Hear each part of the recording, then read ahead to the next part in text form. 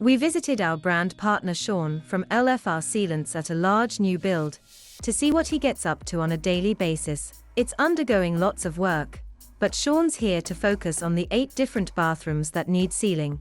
After cleaning the areas from dirt and dust, he got to work on the lower joints. He's using our 3CHM in medium grey to match the grout.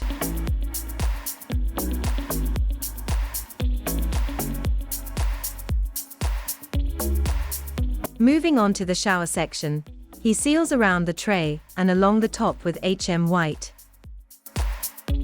The tiles used in this shower had unusual grooves, making it difficult to seal the corners, but Sean made it look easy.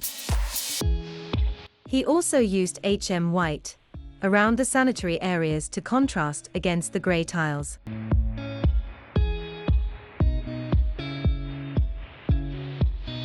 The tight section between the wall and sink looked tough to seal, but he showed us exactly how it's done.